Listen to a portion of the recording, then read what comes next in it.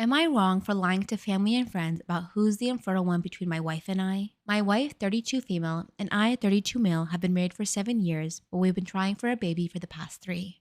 It has taken a toll on our marriage, and I admit that many times I have complained to family, friends, and coworkers about my wife's infertility. Well, what I thought was my wife's infertility. Maybe it is because we live in Utah, but whenever the idea of us being infertile came up, people just swarmed in giving my wife recommendations for fertility specialists. The talk was always, oh, my wife saw Dr. Whatever and we ended up having twins. Or maybe your wife is just too stressed out. And I believed it because my wife contracted TB when she was 20 and volunteering in another country. Her primary care, who she saw when she was back home, just flippantly told her that TB could affect the genital area and prevent her body from housing a baby. We finally found a doctor who straight up told us that there was nothing wrong with her fallopian tubes or her endometrium. She suggested I get tested to see that I'm not the problem. The verdict comes back that I am the one with very low sperm count. I was so shocked and went to get another opinion which told me the same thing. I felt so shaken. And because a lot of people knew about our struggles, they also knew we went to a doctor again. At a family and friends gathering, people started asking me about what we found out, and I just panicked and said that my wife's TB was likely the cause, but not 100% necessarily. People saw that as my wife being the problem, and somebody even suggested I go through with divorcing her since I was 32 and complaining about being childless. People saw that as my wife being the problem, and somebody even suggested that I go through with divorcing her since I was 32 and complaining about being childless, saying I could be a dad within a year since it was a short marriage. What I did not realize was that my mom and my aunt would jump on that suggestion and start telling friends and their kids that I was getting a divorce,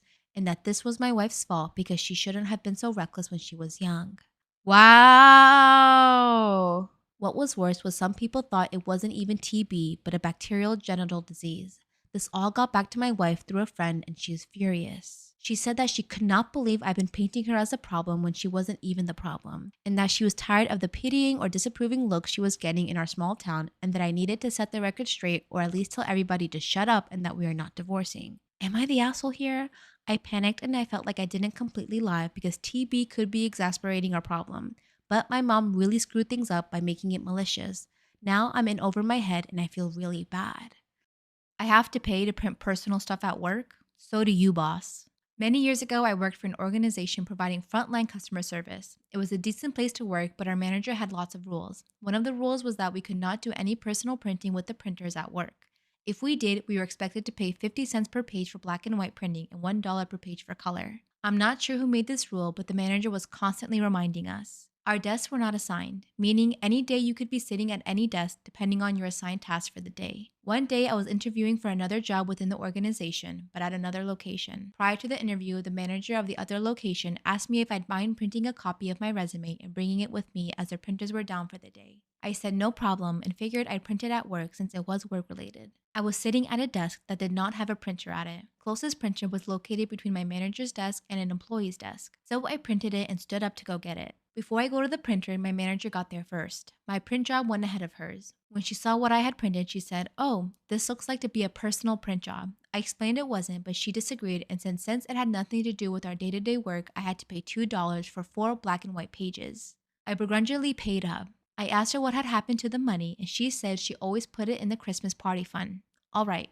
A few weeks later, I was sitting at the desk with the printer at it. It was lunchtime, and everyone except my manager agreed to go to a nearby restaurant for lunch. I had walked out of our building and realized I forgot my wallet, so I quickly ran back in to get it. When I got to my desk, I could hear the printer going. I was curious what was being printed as it was spitting out page after page. I quickly glanced at the pile and saw at least 100 pages printed in color, announcing a sweet 16 for Trisha, our manager's daughter. It very obviously belonged to my manager. My manager came out of the bathroom a moment later and seemed shocked to see me standing there. I picked up the pile and passed it to her and told her our Christmas party fund was going to be getting a big boost. Said nothing but looked really uncomfortable. A few weeks later, our district manager made his quarterly visit. He talked about the upcoming Christmas party and how excited he was for it. I decided it was time for some petty revenge. I raised my hand and said, "Just wondering how much we've accumulated this year for the Christmas party from print jobs." He looked so confused and asked me to explain what I meant. So I told him our manager's rule. He got really quiet and said he'd have to review this.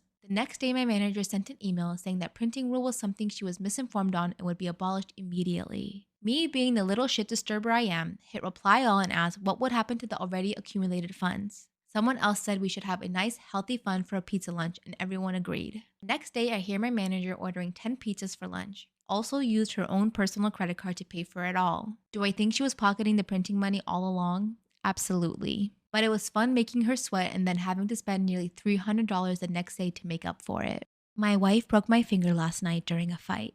My wife and I have been married for 10 years. For the most part, things have been good. My wife does deal with some anxiety issues and gets really stressed out about things like cleanliness and such. She also has some weird abandonment issues, like I can't walk away during a fight. When COVID hit, things got really bad. She started working from home and our balances of things got really messed up. She demands 100% of my attention when I'm not working. It's rare that I can see friends or go to the gym anymore. She continued to demand more and more of me and then treated me bad when she still wasn't happy. It's result in physical abuse occurring. She blames me for it because it usually starts when I'm trying to get away from her and she tries to stop me. For the past 2 to 3 months, we've had a serious knockout fight about once a week. The fight is always the same.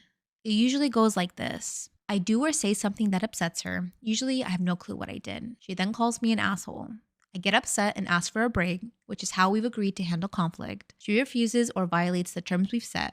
I feel trapped and try to leave. She physically stops me from leaving by blocking me or taking my keys, phone, or wallet. I make physical contact trying to get by, like trying to gently push her hand away. She then punches, kicks, or tries to trip me. It continues to escalate until one or both of us gets hurt.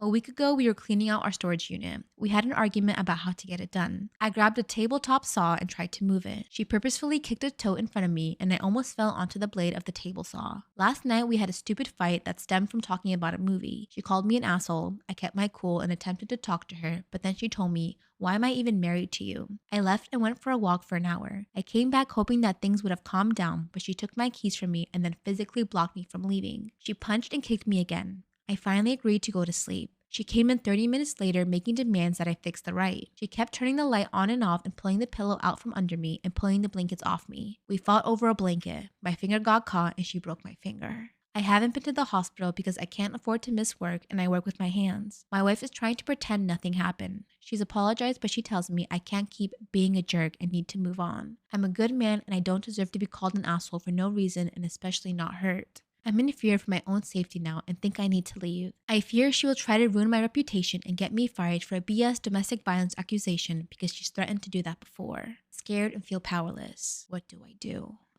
Am I wrong for walking in while my roommate was doing the nasty with her boyfriend? Yesterday, I, 20 female, had to grab some books from my dorm before heading to class. When I got back to the room, I heard my roommate and her boyfriend in the middle of doing the nasty. Not wanting to interrupt or invade her privacy, I knocked on the door and politely let her know I needed my books. Well, there was no response and they continued to get busy, so I decided to give them some time, around 10 minutes. I was thinking by the time I got back, they would be done. However, when I came back, they were still at it. So I knocked again and once again, I got absolutely no response. I'm not gonna lie, at this point, I really started to feel impatient because I couldn't afford to be late or miss this class. So I made the executive decision to open the door, enter the room, and grab my books. As a result, my roommate got understandably upset, expressing I invaded her privacy. Am I wrong for walking in the room when my roommate was doing the nasty? At this point, I was impatient because I couldn't afford to be late for the class. So I made the executive decision to walk in and get my books. As a result, my roommate got understandably upset, expressing I invaded her privacy by walking in without her consent. I understand that walking in like that might have been uncomfortable for her and I do feel bad. But on the other hand, I kept telling them I needed my books and they ignored me. Top comment says, "You knocked, let them know what you needed, and even gave them extra time. It's your room too." And another comment says, "I mean, who has sex for 10 minutes straight? What are they, circus performers?" And to that comment, I just want to know, are the straight people okay?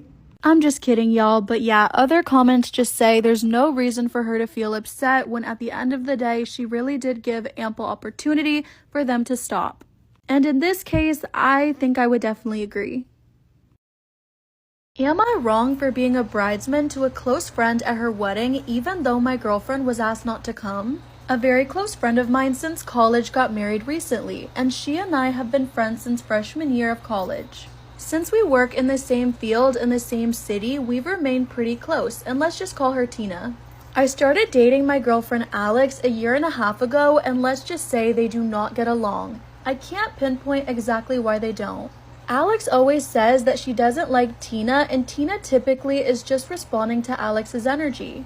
While I don't try to get them to be besties, I do want them to get along because they both are important to me. So when Tina got engaged and told me she wanted me to be in her wedding, which I was so excited to do, it was difficult. Tina told me she wasn't fully comfortable with Alex coming, which does make sense because they don't like each other. However, I personally didn't feel like I had a dog in this fight. Their beef is theirs and not mine. Am I wrong for ditching my assigned bridesmaid at a wedding for one that is younger and a different race as me? One of my good buddies from college, Tom, was getting married to his wife, Liz. He asked me to be one of his groomsmen. I was honored as I hadn't seen him in a while because I do live across the country. When I arrived to a city, I was assigned a bridesmaid called Kelly. Now, Kelly is a lovely woman, however, I think we were only assigned because we're both black. Liz starts telling me that we're both single and perfect for one another, but there was nothing else to indicate that. I should also add as well that Liz had a lot more bridesmaids than Tom had groomsmen. Well, the first night, the entire wedding party went out and it became clear that Kelly did want to hook up. I wasn't into her, so I kindly turned her down. But then she starts interrogating me as to why, and I tried to give her a generic answer, but then she starts listing off reasons why we're perfect. I end up saying I don't do the whole short-term type thing, and we both live in different states, so there's no future. Am I wrong for ditching my assigned bridesmaid at the wedding for one that's younger and a different race as me? She cools off and tells me she respects me more for that, and I'm the type of guy she's looking for. Now, one of the unmatched bridesmaids, let's call her Jen, starts messaging me privately and we hit it off. So the next day, the wedding ceremony goes well, we have the reception and me and Kelly do the entrance, then dance for a bit. Then I go to the bar and Jen and I start to dance, and at this point, Kelly is giving me dirty looks. All is going well until I'm at the bar and Kelly and Liz confront me, started saying that me dancing with Jen is inappropriate. I'm 32 and she's 24, about to be 25, and that's when I say we're just friends. Then Kelly starts saying I must have a fetish for white women, and at this point I realize there's no logical argument. So I tell them I enjoy the wedding, but I need to go to bed early for my flight the next day, so I left. Then Jen left 15 minutes later and we both got kicked out of the chat. Am I wrong for telling my daughter's teacher that she is being freaking stupid? My 11-year-old daughter is in the 6th grade this year and she's been working really hard in math. She has gotten over 80% in every class test so far by sheer blood, sweat, and tears. She never used to be particularly good at school and exams, but she's of course an amazing kid in a million ways, but really struggled with math and other subjects. Now her math teacher has a pin board where she posts the names of kids that worked hardest that week. She then gives the kids a small reward like a chocolate bar, and I thought it was a great idea because it motivates the kids who struggle with math. Well, my daughter was crying a few weeks ago, saying she's never picked as the week's hardest worker. So I asked her how the teacher picks, and she said while she's not sure, it does tend to seem like it's the kids that actually don't do good on the test. And then if they show a little improvement, they go on the board. And this seemed really unfair to me to the kids who do work hard and score well, like my daughter. Am I wrong for telling my daughter's teacher that she's being freaking stupid? So my daughter was crying a few weeks ago because she's never picked as the week's hardest worker.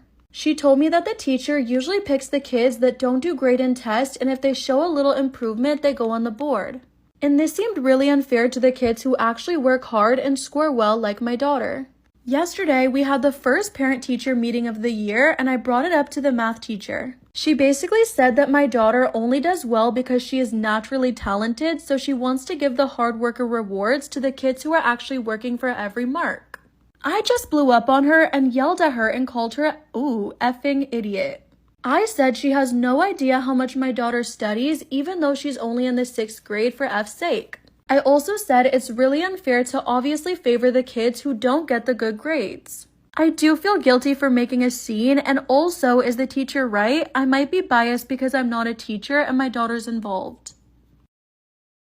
Am I in the wrong for saying that my wife will have to quit her job if we get booted from another daycare? My wife and I have a 3-year-old daughter, Alexis. Both of us work and Alexis has attended daycare since she was 1. In the 2 years since, we've been asked to leave 2 programs because my wife is a micromanager. I admit both of us went into the first program not really understanding daycare. I quickly learned that they can't provide personalized care, and after learning from our teachers, I reset my expectations. My wife, however, has a lot of anxiety and worries about our daughter. She hates when she gets even a little upset. She's in therapy and is working on it. During the first program, my wife would constantly watch live feed and call the daycare multiple times a day. We had several talks about it, and the school talked to us twice. My wife ended up screaming at one of the teachers and then the director. We were terminated immediately. Second daycare was a little better because my wife began therapy, but my wife was still so nervous and had a complaint every single day. These were not important things. Small things like she saw another child took a toy away from Alexis and she would cry. The teacher would give the toy back to Alexis, but my wife didn't understand why the other child wasn't being punished for it. This daycare didn't kick us out, but did eventually suggest that this may not be the best program for us. My wife and I decided to pull Alexis out. My wife because of her anxiety, myself because I knew my wife had burned bridges and was becoming one of those moms. We chose a smaller home daycare this time as we couldn't afford another center. The woman who owns it is very nice but also firm. She stands by her boundaries and won't let my wife break any rules, whereas the centers were definitely more accommodating. My wife would take any inch she got. This time, she doesn't get that opportunity. I thought all was well as the owner only speaks to my wife for the most part. Then, I get put in a group text saying that my wife was bombarding the owner with texts every single day, despite the owner saying that she'll text her at lunch when things are settled. She said at this point, she'll only respond at specific times of the day and not looking at the rest. The owner then sent several pages of contract with passages highlighted, reminding us of certain policies that my wife had violated. I was pissed. When Alexis went to bed that night, my wife and I talked. I said that this was our last option for daycare. The other centers are too expensive, and this was the only home daycare in the area that we like. A nanny is not in our budget. My wife made a million excuses, including that it's not her fault that she's anxious. I said if we were asked to leave this program too, my wife would be the one quitting her job to watch Alexis, not me. This upset my wife. I pointed out that I've spoken to her kindly about this plenty of times. I encourage her to keep up her therapy, but she can't keep getting us kicked out of programs. My wife is now not speaking to me.